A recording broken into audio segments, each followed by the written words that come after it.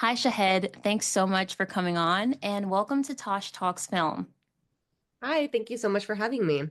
Yes, I'm excited that we finally got our schedules to kind of align and we made it happen. Yes, 100%. I know that we kept going back and forth a little bit, and I'm very happy that I checked out my emails in depth because girl email was down there somewhere. I was so happy when I found it. I was like, oh my gosh, I could have missed this. And I know you're a busy person. Like, you have a lot going on. You have a lot of short films and projects you're doing. And so, first, I want to just start a little bit from, well, I always ask my guests, what part of Houston are you from? So I'm in the Westheimer Highway 6 area. I'm sure you guys know the dead but very cool West Oaks Mall where there once was the Edwards Theater. Oh, good times, good times. But yeah, I live in that area of Houston. Wait, there used to be an Edwards Theater over near West Oaks Mall. I only know about the Greenway one and the one off I-10. So, you know the West Oaks Mall, like the one Like with, Highway 6? yeah, Highway 6 Westheimer, and it's usually like at the intersection.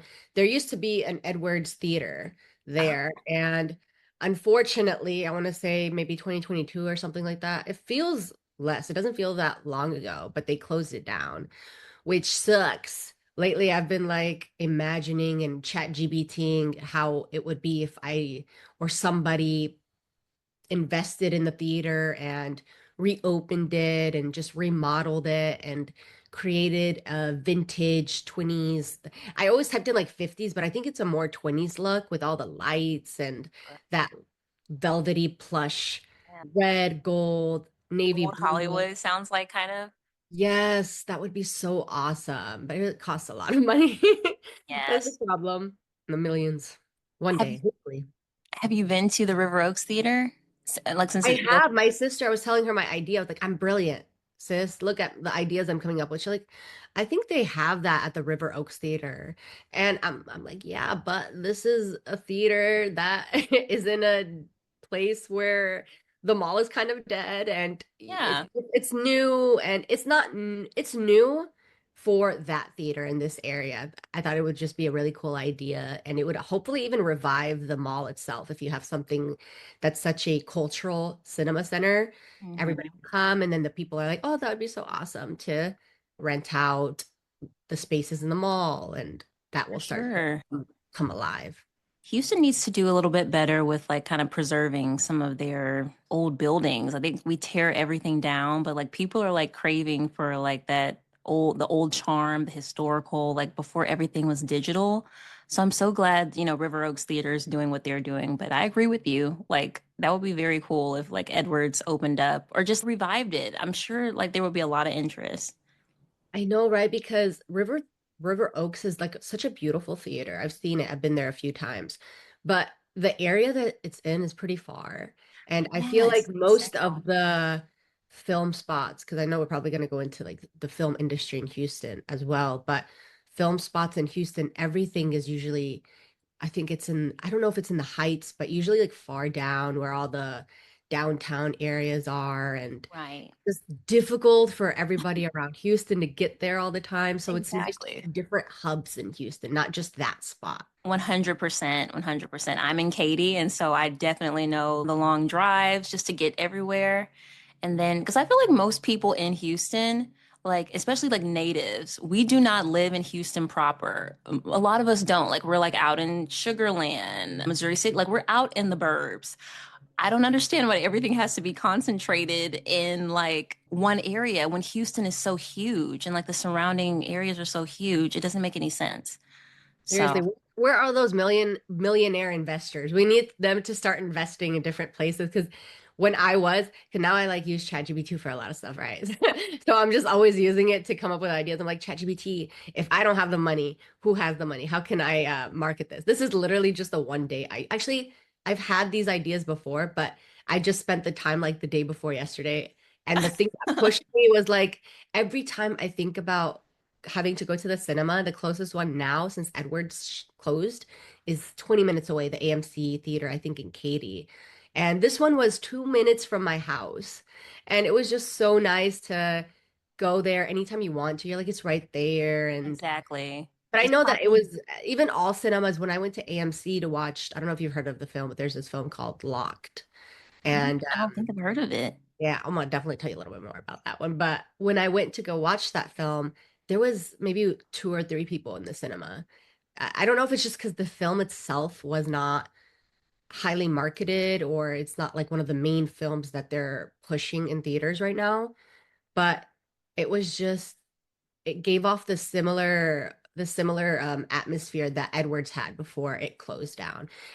It sounds weird. It's really nice when you go and there's nobody in the cinema, but you also know it's not good for the actual business, Right. have customers and people coming in and stuff like that. So there's pros and cons to that, but yeah, we definitely need to start filling up these theaters again because there's just something so magical about going to a cinema and watching a film on such a huge screen with family, friends, even by yourself. So I love streaming. I do. It's just so easy. It does make you more lazy, I Yeah, will it say. definitely does. But there's such a beautiful culture of getting excited about a film coming out and going to watch it with some people you want to go out with. So we definitely I think we need to start working on reviving that as well. It's harder, like you said, with the streaming culture we have right now. I 100% agree with you. I was at the River Oaks Theater to see Bob Trevino Likes It. Have you heard of that film? What is it called? It's an interesting name. Bob Trevino Likes It. I don't think I've heard of that one. So the filmmaker is from Houston. She's a native Houstonian. I'm not sure where she lives now, probably in Los Angeles. But so the film, it's a drama, like it really tugs on your heartstrings. So after the film screened, there was a Q&A with the director. But something that you said was what the director said in the Q&A. She said that the culture of just people going to the movies, just like the communal aspect, that's dying.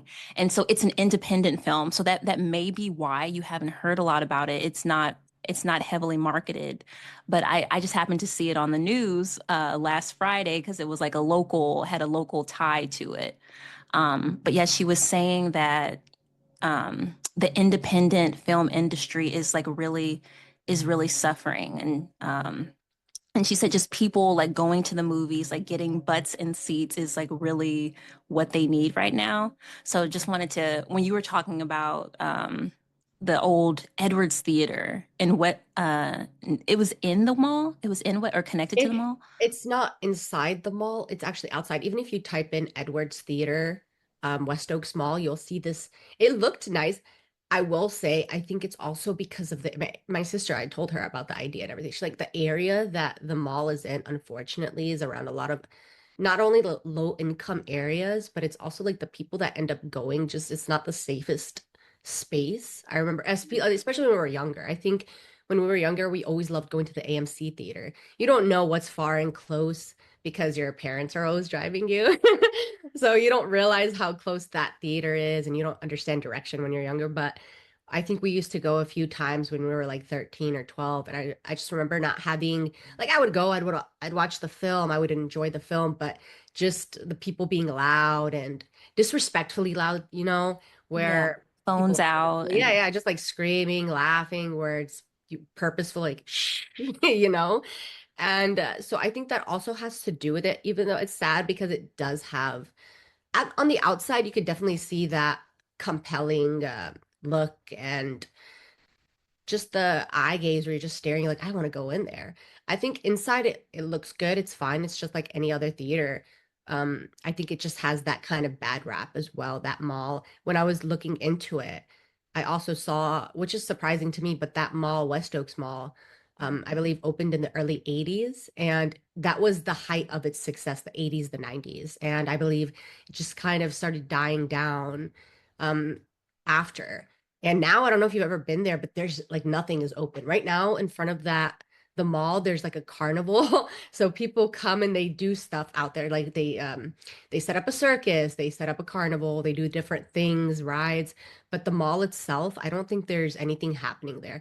And the mall actually closed down like a lot of places in the mall before the theater did. The theater still had stuff happening. And I don't know. I just every when I was telling my sister, I was all like, I had really great experiences. You know, I watched Frozen 2 with my friend, but there was nobody in the theater when we watched it in the cinema. It was just me and her. And again, it's not good, but imagine it's like you have your own cinema to yourself. So Yeah, that part of it was nice. You're just like you could be like not annoyed. You don't have to race for a seat. You could be, it's just like you're in your own that is house, a good feeling. but you have your own cinema. But of course, in the sense of, hey, The the business. culture of cinema and just having that everybody rush to the movies and watch the new film that's coming out. You don't really have that as much anymore. So again, the good and the bad of what's been happening in the world of cinema. But I do want to say I know the film that you're talking about. I haven't seen it, but I have seen trailers of it and I saw the local filmmaker you're talking about actually recently after seeing her film on Instagram, like clips of it and stuff. I followed her and I do know some of the actors, like I know the main actress, the female Oh yeah, 25. yeah. Barbie Yeah, Fiera yeah. Ferreira. She was I know her from I don't watch the show, but I know that she's in like Euphoria and I know the other actor very famous in a whole bunch of stuff. I don't even need Yeah. to name anything he's in. I haven't seen it, but like for example, even watching Locked. So basically, do you know the actor Bill Skarsgård? He's the Yes. one who played Was he like Pennywise the clown. yeah, yeah, and it. Okay. He is in this film. It's a remake of a, I think, Spanish film, which we also rewatched Hmm. yesterday at home, called 4x4. Uh-huh. And it's about this guy who gets locked in this car because he's a thief. So he tries to steal the car. And the owner of the car decides to wreak vengeance on whoever decides to steal from him next. So when he tries to steal it, the car booby traps and he's locked in it and there's no way out. And the whole film is about him locked in this car, having this mind game and well, both physical and mind game with the owner of the car. So Locked was a very interesting remake of that. And it was Cool. fun. And the actor is really amazing as well. So that was really fun to watch in cinemas. And I forced my brother to come. He was in the gym and he was 25 or something minutes late. But I was like, you need to come. It's like we should watch the movie together and this. Yeah. So I There's mean, nothing like having it, yeah, experiencing that like with someone. it's fun. And I'm not even big on like eating movie theater snacks, but Hmm. I like to when I'm in the theater. When you're watching a movie, you have the urge to buy like a big tub of crazy buttered popcorn and like a Nothing like soda or whatever. But thankfully, when we watched the movie, we didn't have anything. That's too expensive. But that's another thing we talked about is how expensive all the snacks are in movie theaters. I don't know why they're so expensive, but again, you're going for the experience of that's the a perfect segue. Like you set it up perfectly for me. So I was okay. So one of the one of the surprises, not surprises, but one of the segments that I do on my podcast, I have a rapid fire Q&A. And so one okay. of the questions on the podcast is weirdest movie snack, or it could even be favorite movie snack. I loved how we jumped in though and started talking about local theaters. I wanted to get to learn a little bit more about you and how did you take an interest in filmmaking? But I'm like, since we're talking about popcorn and stuff, we're gonna Yeah. just play around with it. We're gonna Yeah, do you're we'll good. do the rapid fire Q&A. Okay. So first question, last movie you watched. Was it Locked?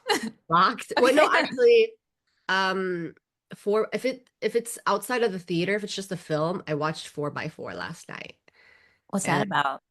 that's the same movie, but it was the Spanish. Oh, the what inspired like the remake. Yeah, the Spanish version is the original one, and the one that Locked is the remake. So Okay. Nice, nice. And it sounds like it's a thriller, right? yeah, I would recommend it. Honestly, Locked is a good I movie. love thrillers. Yeah, and I would recommend watching just if you have the chance and the time, just for the fun of it, watch the original film 4x4. So it's like 4x4. It's just the brand of the car is the name of Okay. the movie title. And you can also see the difference. I love that they had a lot of similarities, but it was not the replica of the original film, which I think a lot of Hollywood movies tend to just replicate a movie and then slap a title on it and release it. It's not Hmm. fun, but yeah, I would recommend watching both of those films when you have the chance. 4x4 and Locked. I'm gonna add those to my list. Okay, weirdest movie snack or favorite movie snack. Again, I think traditional goes a long way. I really love having buttered popcorn. Same. Traditional. I know that some people do weird things like they add I don't I Like remember what it is. tahine or something. Just yes, but some people just like to mix in candy, like just from movies that I've watched. People mix in like chocolate. I don't know what kind of chocolate, but like I chocolate do stuff. And raisinets. I'll do like yeah, chocolate something. covered I raisins. mean, I don't judge. I mean, I'm sure it's good. You're mixing chocolate and candy with your popcorn, but I just love basic buttered popcorn. You can't beat a classic. I mean, you can't go wrong with classic. It would be gone quickly. Most, okay. Wait. So I framed this as most recent movie hot take, but that's kind of a lot, just in What does that mean? general. What do you mean? By hot take, I mean like what's like a strong, like what's a controversial opinion that you have like about a movie? What's your Mm, hot take? that is hard. I know. Want to come back to it or I mean, just because this is what's on my mind, the first thing that popped up was I'm not really a big fan of the Margot Robbie's Barbie movie. And I know hmm that was such a popular film. And I know that people idolized it and saw that it was like such a big leap for women, but I didn't see that. I know that sounds weird, but I No, it's your just opinion. No, felt you're very so forced. It felt very forced, and it felt like we have to dumb down the men to raise up the women. mm. Saw it when I watched the movie. And I know that some people may have their own version or interpretation of how it was, but it's just like I don't know. That's just the way I was watching. I was like, why? The whole idea is like men and women working together to kind of create a balanced society. You go to the real world, it's very like a patriarchy. You go to Barbie's world, it's a matriarchy. I'm like, but there's no balance in either world, and you're still trying to push this like matriarch. So I don't know if I'm saying it right, but like this matriarchy world. And I'm like, why can't we have both? Like not Because that's what the patriarchy. real world is. Yeah, it's like it's a mixture of both, and I think they really. And I get again, I understand. I can see some like a little bit of what they were talking about when they saw like um such a patriarchal, I need to work on saying that word, world in the work field. But I still feel like it was very forced, and I don't think it's as truthful. I think again, it's not as honest as the film made it out to be. And I didn't see that balance of like, hey, let's uplift both men and women and have us actually working together rather than just saying, oh, guys, you got your spot in the limelight, now it's women's time. Why can't we have both? That's my take on that film. And again, it sounds another funny thing. I really did enjoy the original Barbie films. Growing up, I was big on like the feminine atmosphere of Barbie movies, and they made Barbie do all these kinds of stuff. And it wasn't Yeah. just like again your traditional what a woman should be, but Yeah. I think that's what they made that film out to be. Like, oh, we have to be like we're viewed as I don't know. It was too much wrapped in one. I was like, that didn't make sense to me. That's a wonderful hot take. You're entitled to your opinion. That's what makes it a hot take. It's so like Yeah. controversial and salacious. Like as you're making my job easy as an editor. Like that would be Yeah. one of the clips that I would use to get people to click. Like I love that. So always share those strong I'm opinions. not That's afraid to share. It's so funny because I'm with that specifically, it's so easy to share in your own home because a lot of people share the same values.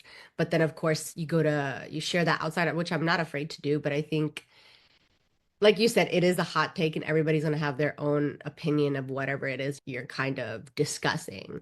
Just in case somebody has a different opinion, I'm like, good for you. But honestly, and the funny thing is, I even TikToked it. When the movie came out, when I watched the film, I was like on TikTok, and there was a lot of people saying the same thing. I'm like, I'm not the only one. They're saying exactly what I'm thinking right now. People can make their own like conclusions once they watch it, if they end up watching it at all. I do definitely see where you're coming from. And I kind of shared some of those thoughts. What the movie's message Mhm. wasn't really authentic to what it presented, or like it was trying to present like a Yeah. message of something, but it didn't really accurately portray that. Yeah. And I definitely, yeah, it did seem like it was, I guess, like you said, trying to dumb down, like just trying to spoon feed a message Yeah, to yeah. men. Yeah. Yeah, I definitely can get that. Like, I feel like the movie had good intentions. It had good bones, Yeah. but maybe the execution maybe have Yeah. kind I of, think exactly. I think that the idea was they were trying to make a film advocating for women, but it felt like, again, it just had this forced nature where it did not, it made it seem like a very unrealistic Western feminist film that is just so beyond what we see in reality and what we want the world to look like. Like, I'm all about balance. I love the idea of men and women working together, or else there would be no men and women to just be men on earth or men, or sorry, women on earth or men on earth. And it's not meant to be that way. That's not the natural state of life. You're supposed to leave space for both people, or sorry, both in the, whether it's in the work field, whether it's at home, just in life in general. And I don't think you're gonna raise women by degrading men and vice versa, right? I don't like it when, because cinema does a huge thing of degrading women and it's done that very profoundly. And they do it in a way where it's seen as women get to choose whatever they want to do, this or that, but it's still very degrading the choices or whatever it is they make the character do, the way that or they represent where, her. yeah. Yeah, they just make her exactly what she wears, how, whether she's promiscuous, whether it's this or that, they make it out to seem okay, this is her following whatever it is she wants to follow, being free. But in reality, it's just a man's, or not, I don't want to just say a man's interpretation, but Hollywood's degrading interpretation of women. So that's one of the things, for example, as a filmmaker, I'm very, especially as a Muslim filmmaker, I'm very particular about how I represent women in my film. And at first, I used to be kind of iffy because I don't want women or any woman to feel uncomfortable, but I do want them to know up front, like, hey, I'm specific about what you wear in front of in front of a camera that I'm behind, or like in behind the scenes. If I'm creating a film, I'm not going to want you to wear something like this, and it's like you're free to wear whatever you want outside, but for my movie I'm not comfortable with that because I'm also not comfortable with the audience watching you in that way. And it's sad because it really is doing it's very harmful Mhm. like to young girls like mental health. Like I know that movies have to sell, but it's like, when do we draw the line? Yeah.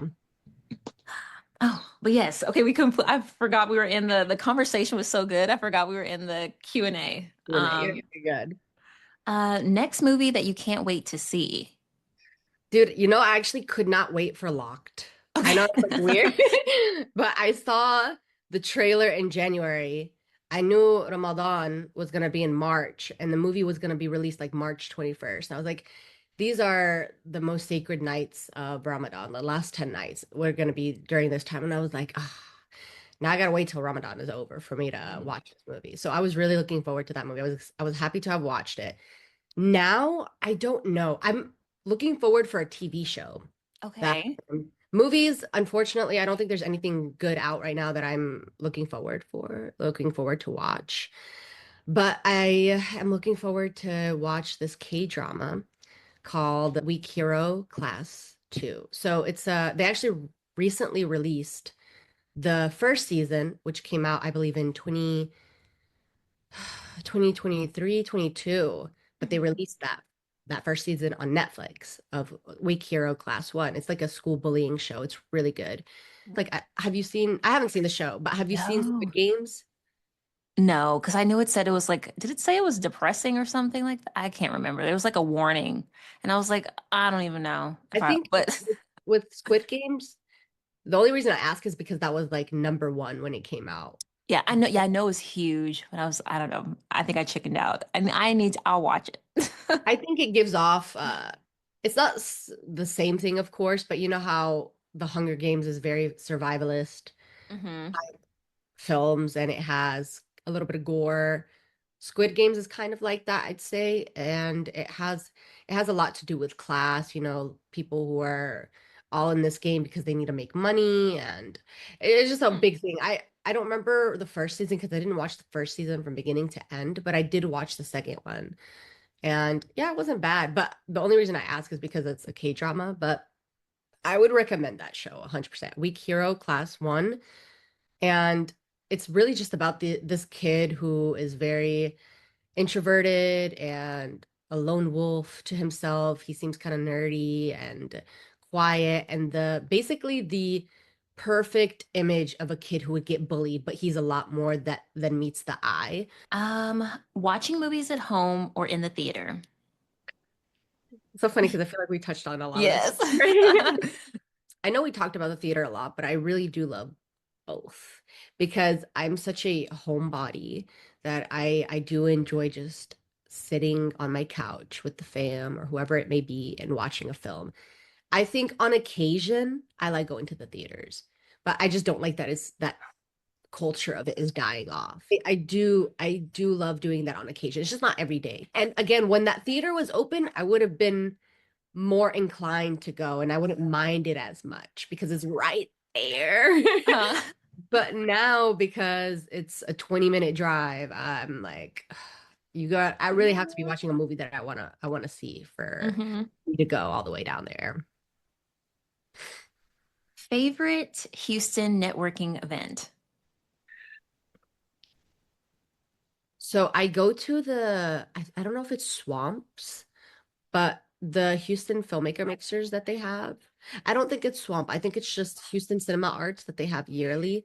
But it's funny because I think there are multiple organizations that do Houston filmmaker mixers.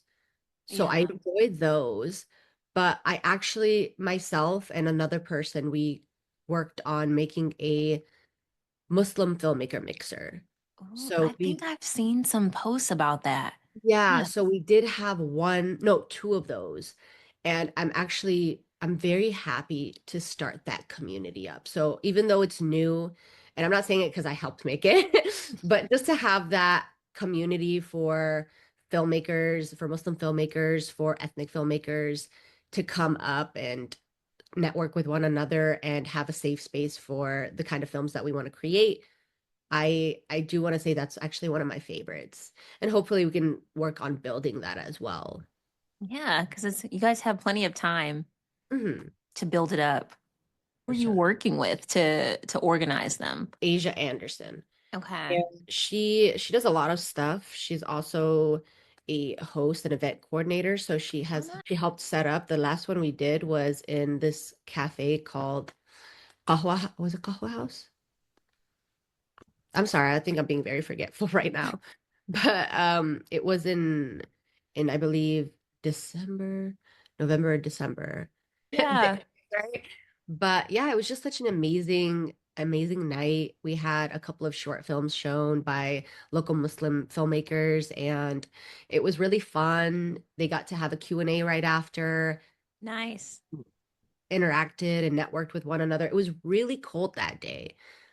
But that was also the fun part because it's better than it being really hot that day. Yes, definitely for sure.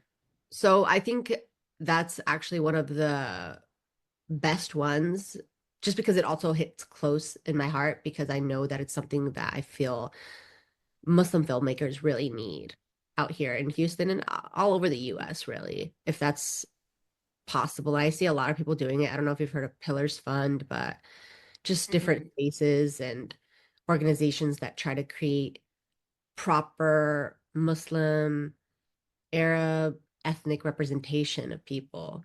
So, yeah, I would say that was my favorite. That's a special one. I like that answer. Okay. So this is actually a chance for you to shoot your shot.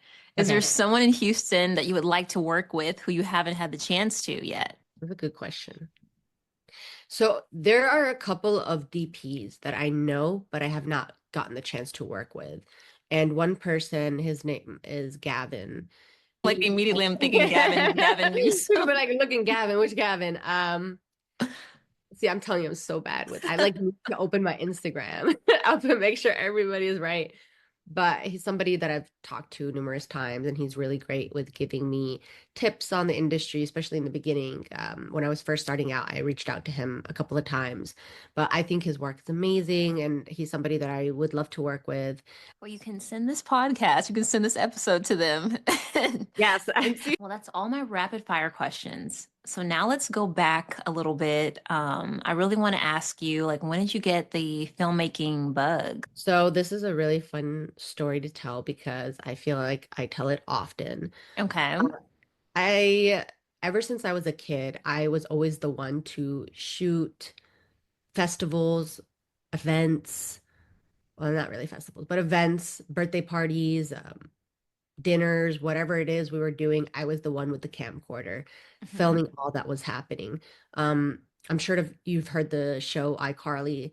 We used to remake those videos. I would be Freddie. That's so cute. My younger sister and her friend at the time would be in front of the camera, and I would be like, action. And they were like, oh, look at Freddie behind the camera. I'm like, I'm not Freddie, bro. Just act. And that was such a fun, creative process as a kid. That was your imagination. And giving a camcorder to an 8-year-old, probably not the best choice. But you know what? It was a very fun outlet. When I decided to pursue it professionally, I think it was when I reached high school and I took an audio video production course. I took it because my friend was taking it, so shout out to that friend. And she dropped out of the class later on, and I continued it. Um, the first year, I enjoyed it. We were doing random videos, PSAs, montages. Um, the second year, when I was brought back, they asked me, "Do you want to come back for the advanced class?" That's when I felt like this could be something. I could actually pursue this, make a living out of it. And you're doing a great job with, I was checking out your social media and your YouTube and Instagram, like how you're promoting your work, like your website looks incredible. So I Thank you. mean, like you're definitely on the right trajectory for more people to recognize your work. Mhm. And okay,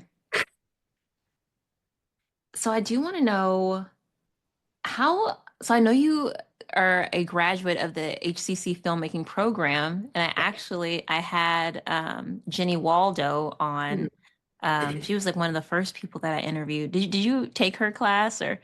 Yes, Jenny is amazing. I know her more than just as a former teacher. I've kept in contact with her. I've kept in contact with a lot of the teachers slash mentors that I had at HCC. So Kate Phillips, Jenny Waldo. I don't talk to her often, but Julie Newlin, also amazing DP and Yeah, I said it wrong probably, but whatever. um, just remember him. Who else? I think she works there, but Randy, um, Oh, Randy Ramsey. yeah, Mhm. and yeah, I've kept in contact with a lot of them. So I think my time there was very beneficial. It helped me really set foot, like take my first step into the film industry here in Houston because that they were really my first connections Mhm. outside of being teachers, and I kept those connects. But it's also because I think they're all really great people, or else I would not have continued to maintain that connection outside of the um, filmmaking world. So and just taking that course and taking that program has taught me a lot in terms of just how to be a filmmaker technically, like all the technical parts of it, and then how to try to network with others, which I think I'm definitely getting better at. I'm definitely getting much better at it. It's just, yeah, it takes a lot to muster up and go talk Yeah, to people you don't really know. But it's a skill. It's just you get better every time you do it. yeah, and now it's just not as daunting as it used to be. And it's fun. I mean, you're going to talk up to people. I think it's just like, don't think of it as, oh my God, anxiety from about to go talk to a stranger. Think of it as, hey, I'm about to meet somebody who's in the line of work that I'm in, and I'll probably learn a lot from them just as much as they're going to get to know me. So I'll get to know them, they'll get to know me. It's a win-win situation. Yeah, So mutual yeah, a transaction. mutual, like if even if you get nothing out of it, just a good conversation, right? So that was my time, and I've learned a lot from them as well. Jenny and Kate, I've reached out to them numerous times. I'm happy that they answer and they're not annoyed.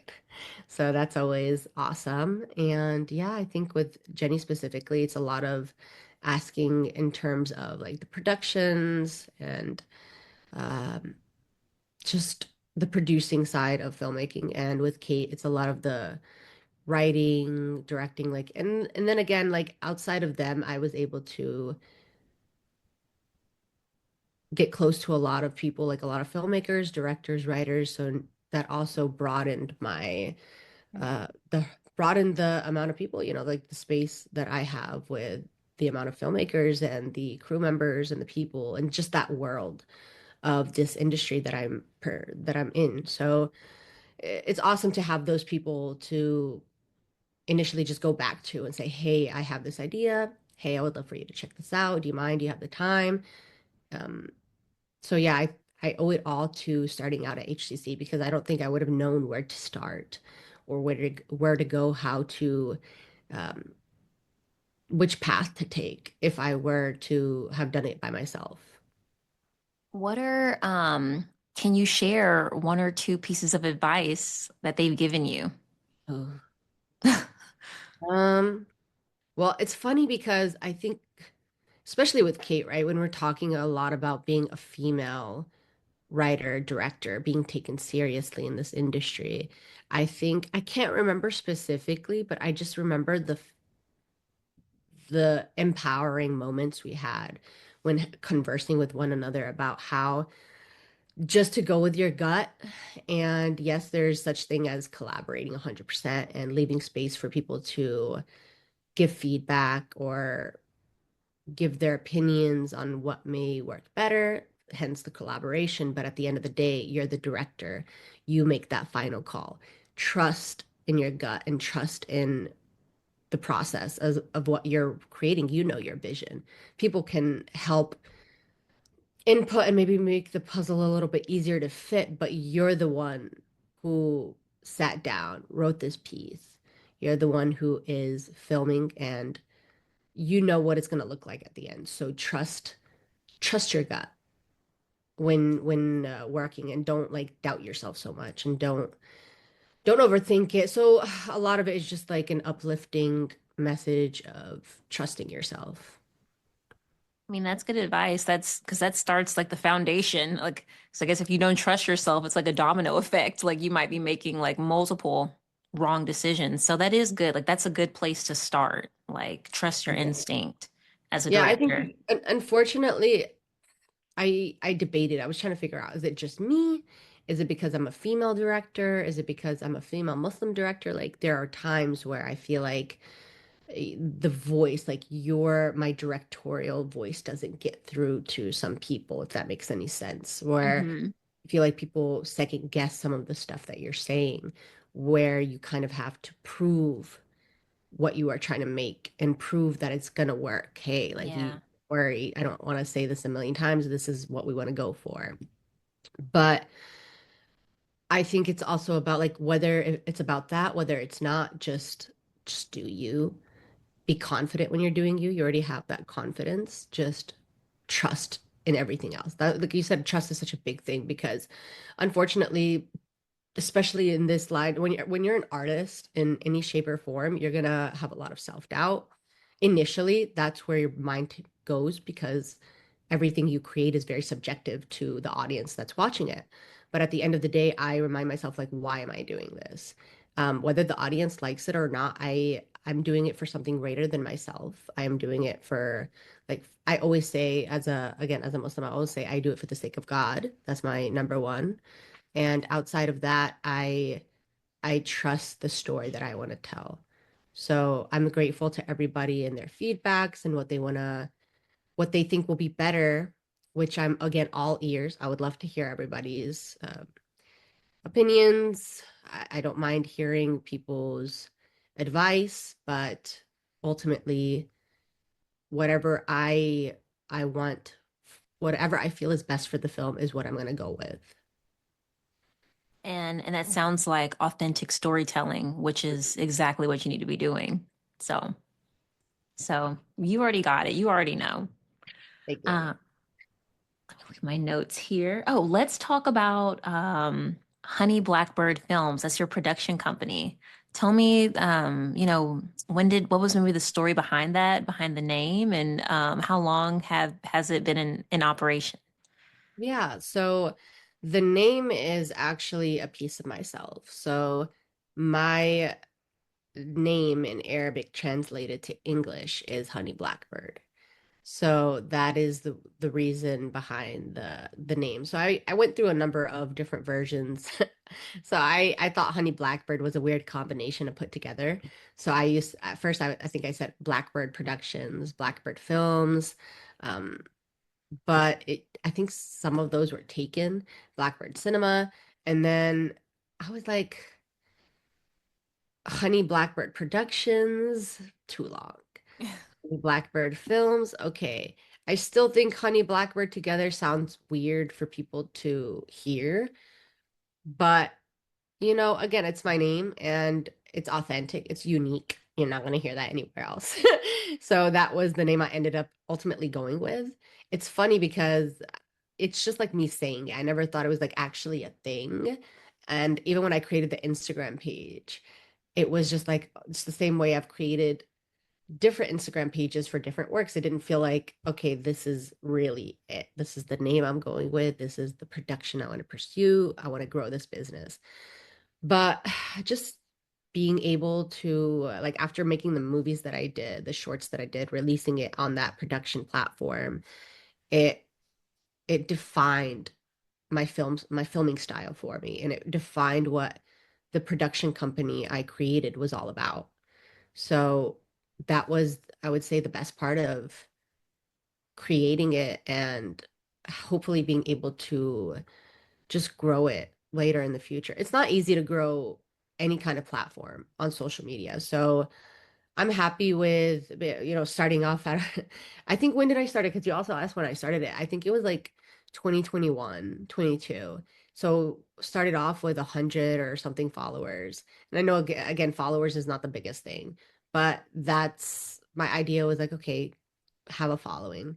So now at 1,500 plus followers, and all people that are not like robots. These are actually people that check out the work and view the material. So it's exciting That's and I'm incredible. yeah, thank you. And Big I'm just very accomplishment. thank you so much. I'm just very proud of the work that's been put out more than anything. If it was just creating very immaterial, shallow content, then it would feel very pointless. But because Yeah. I can open my page and see that I've done something greater than myself with the work that I have come to produce, of course, with the help of so many amazing other filmmakers and crew members. Um, it's a very accomplishing feeling.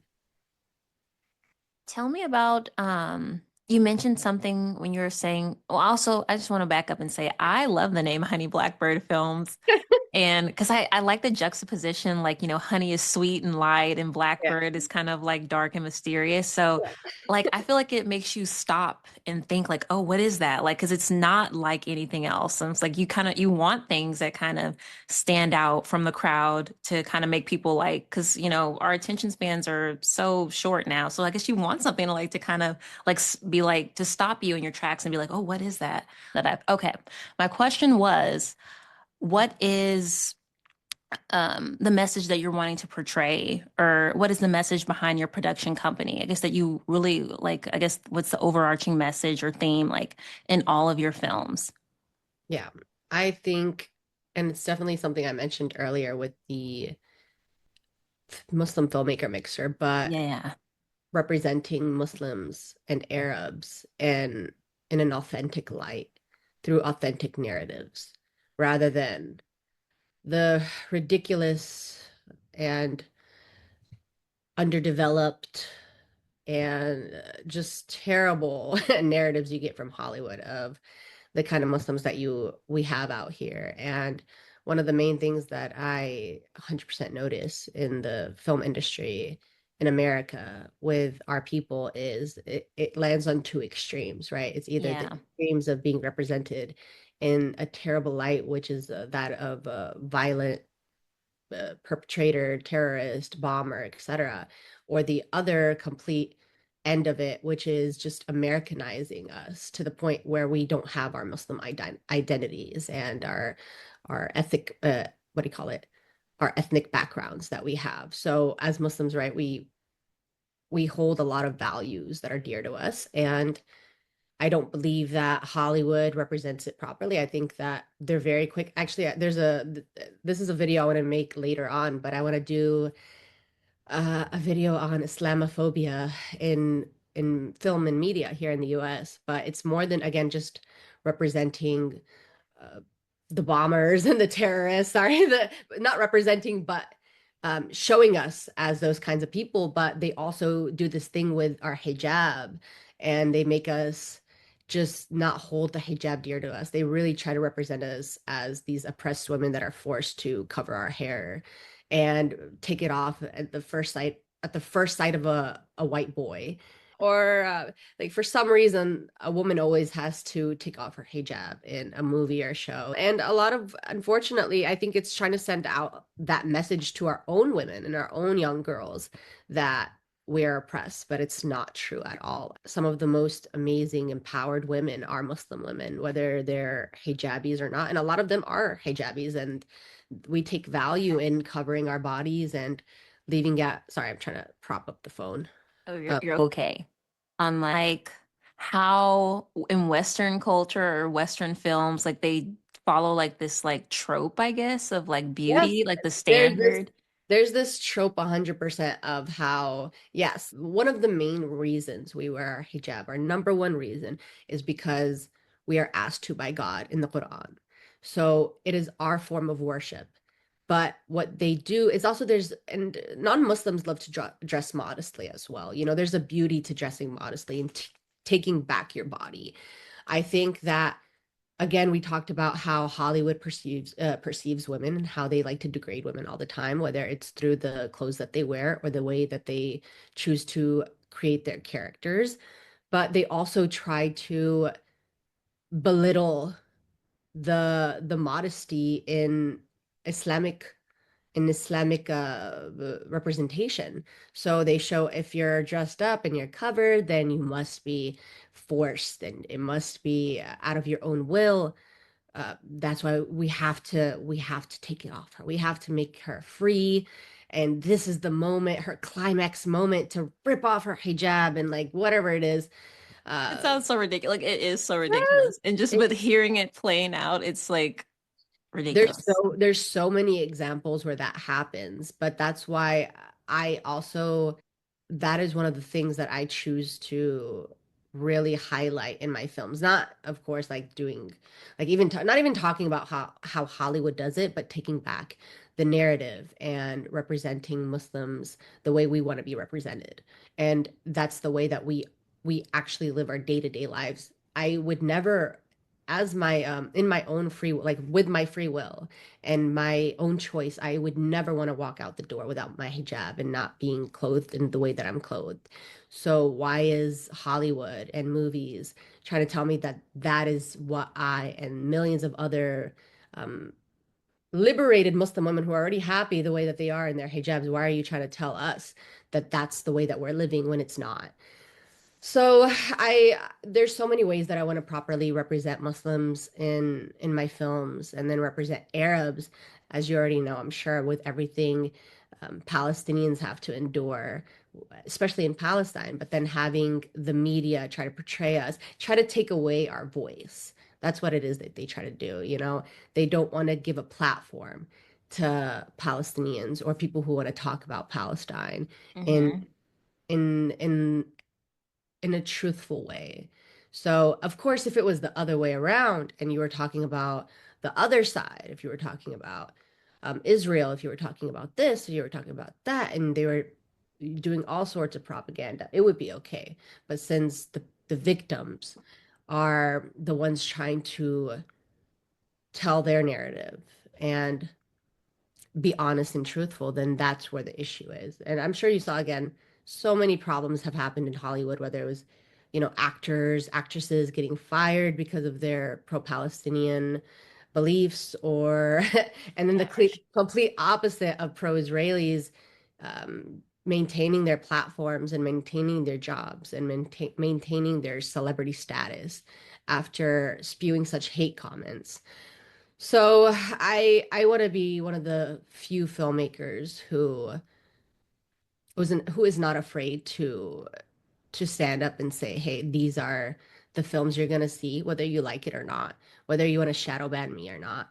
These are the films that I'm going to be making. So get with the program or bye. Or get lost and get Or left dip. behind. You don't need to watch. You don't need to watch it. Unfortunately, that's what makes it also harder to get a following because, you know, social media is very rigged against people like me and people like, Palestinians and Muslim. I mean, I'd say even like just Palestinian content alone, aside from even Muslim content, that is, it's not, what's the Not in term? your favor. Yeah, exactly. It's not in my favor. So you just, people who are trying to create the Palestinian films, they have to work 5, 10 times as hard to get it seen by anybody. So I'm very proud of the Houston style, what do you call it? The Houston atmosphere, Houston life, and Yeah, yeah.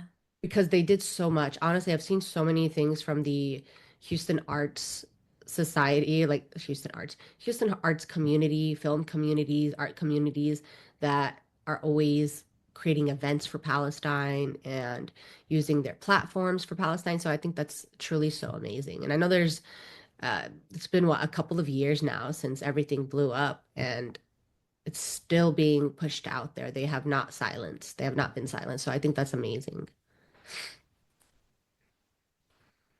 So it sounds like to me that your production company, you're wanting to just take back the narrative. You're wanting to with your films, like it's I don't know. I know what I want to say. It's like it's resistance to, I guess, what Hollywood is portraying Palestinians and Muslim people to be. So Mhm. I absolutely love that, and it must be like so fulfilling, like to see one of your projects Mhm. screened and come to life. It's like everyone is like a resistance, and it's like you're taking back your narrative. So Yeah. I think it's really powerful what you're doing. Thank you. I honestly, I always, and this is something inshallah, like in the future that'll happen. And I believe because, again, I always tell myself it's less about me and it's more about the work that I want to put out there. So I want the work to be recognized more than I want myself to be recognized, mostly because I want to do my job in portraying it that way, just as good. That amazing. Like you don't want to just create stories. You want to create memories and experiences that people can't forget after watching a film or a series that you'll talk about. Absolutely. And God knows how. I think I watched that show in 2018 and I'm still bragging about it, even though it's such a hard watch. It's a Yeah. very watch. If you have, I'm sure you've seen it. Yes. I do want to talk about the first short film that I saw of yours. It was screened at the Houston Cinema Arts Festival. It was called Kufia or Yeah, to see it. Kufia, and it was about a young woman. I was all one set.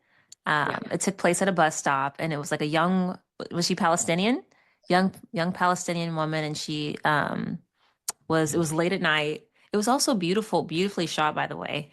Well, I guess, well, I'll set it up and then I'll have you kind of Yeah. Yeah. tell a little bit more. So it was about a young woman. She was at a bus stop by herself late at night. And then an older white woman comes up, middle-aged white woman, and the young Palestinian woman invites her to take a seat. And then she kind of refuses to take a seat. And she's like, oh no, she's really nasty towards her. She's like kind of a Karen. And she refuses to take a seat. And then the whole film is just kind of like this dialogue between them. And it was basically, I saw it in October, I mean, or October, November. Okay. So, yes, spoiler alert for anybody who hasn't seen the film, but Kufia is about a young woman who is Palestinian sitting and waiting for the bus at the bus stop. She's wearing a kufia, which is the Palestinian scarf, and it gets a lot of rap. It's a hot take. And it just gets a lot of bad representation again, what it stands for and what it is. So a yes, an older white woman comes to her. She is on the phone trying to get to her son's birthday. She sees the kufiya on the girl, and they do get into a back and forth. Even though the young girl, her name is Shams, asks her, she offers her a seat. Who's nicer than that? She's offering you a seat, and you have the audacity of the god to comment on what she's wearing. Like really. So so yeah, the back and forth really starts there, and it's a lot about how are you going to wear this from the white woman's perspective, Karen's perspective. How are you like? How dare you wear something like this? This is a symbol of violence. This is every other terrorist on CNN wears something like this. Like, why are you wearing it? And she, of course, is in shock and disbelief, and in every right of her, she starts to defend what it is she's wearing. And it's really just her, it's a really a symbol of resistance, and it's a call for her people and the call for a free Palestine. So they just go back and forth. And I think the scene that you're talking about ultimately is when she mentions the fact that what is it called? Like you get to go see your sons, you get to go see your son when a lot of Palestinian mothers don't get to. How did it feel to have it screened in front of an audience at the Houston Cinema Arts Festival? Oh, dude, it's you know what's so awful is I this is the artist in me. It's like, why? Not because I doubted the film, but like, is it because I know people that they showed it? It's because I have connections. Is it because of this? Is it because of this? It can't. And it's not of a lack of confidence. It's just that I'm telling you that artist mindset of like, it has to Constantly be doubting yourself. yeah. And I'm like, dude, come on. They would not go all this way to screen this film just because It you know wasn't people. incredible. Yeah, thank you. And so it was very exciting to see it on the big screen. It was very fun because they screened it twice, actually. I think the first time it was, I believe, maybe October or something like that. And then recently, I think in January or February, I can't remember, both times in the River Oaks Theater. First time, I went by myself and they had a Q&A with a whole bunch of other people. The second time I brought my entire family. So that was really fun. It was cathartic and just getting the butts to the seats Yeah, and that having sounds them, special, having your you know, family there. it's like having them get to watch something that they helped make by supporting me. They supported me Yeah. so much. So it was just an amazing experience. Honestly, it was there was a sense of disbelief seeing it on the screen, but it was very exhilarating. So so we're coming to the end of the podcast, but I want to know, can you tell us about any of your upcoming projects? I know you mentioned one earlier. But yeah, tell us about your upcoming projects and tell people like how they can get in touch with you, maybe to potentially work with you or just to follow your production company. Tell us where we can find you. So, well, you can follow me on Instagram at honeyblackbirdfilms dot, oh, I was about to say dot com, just at honey blackbird films on Instagram. If you're interested in collaborating, just DM me. You can also find my website, honeyblackbirdfilms.com. I also am pretty active in having my films up on my YouTube page. Again, Honey Blackbird Films on YouTube. I think those are my main outlets. You can again reach me also on my website to have a contact page on there. I would say the easiest way is just DM me really on Instagram. Uh, I've been working on a few things, but my most recent short film that I'm currently in post production on is Mita Amos.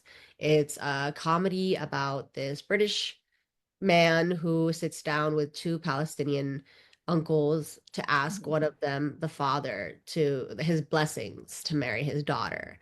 So there is a lot of relatable tension that you would get from a young man asking a father for his blessing. And there's also some cultural references that you wouldn't get outside of like the Palestinian British cultural dilemma there. So it's there's a lot of definitely like funny scenes and moments that I hope you guys can check out. I do have a series that I'm working on. I've actually released a couple of episodes already, one in December, one I released in March, for a series called The Muslim Chronicles. And that is this docu-style series where I interview Muslim women to showcase their amazingness and bring, again, proper representation to Muslim women in media and whatever platform I can get it on. So be sure to check it out. That's what I've got going on so far. And I hope you guys can check it all out. Well, thank you so much, Shahed, for coming on Tosh Talks Film. I really enjoyed this conversation. Like we talked, we talked about a lot of stuff, and I really enjoyed this. I'm so So thank you happy. so much.